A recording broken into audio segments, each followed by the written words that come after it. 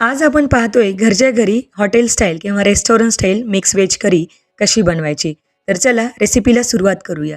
सगळ्यात अगोदर 3 चमचे तेल गरम करा. त्यानंतर तमालपत्र, दालचिनी, लवंग, काळी मिरी, याचबरोबर 1 चमचा जिरं, 1 चमचा मोहरी, कढीपत्ता, लसूण आल्याची पेस्ट, एक मोठा कांदा, गाजर, फुलगोबी, याचबरोबर ग्रीन पीस आणि त्याचबरोबर फरसबी, हळद मीठ टाकून 70 ते 80% भाज्या छान शिजवून घ्या.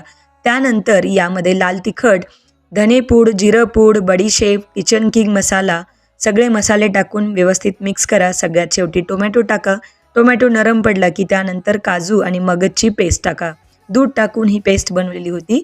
त्यानंतर सगळा मसाला व्यवस्थित परतून झाला की गरम पाणी टाका आणि भाजी शिजवून घ्या. सगळ्यात शेवटी कसुरी मेथी, गरम मसाला आणि बारीक चिरलेली कोथिंबीर टाकून ही दाटसर होईपर्यंत भाजी शिजवून घ्या.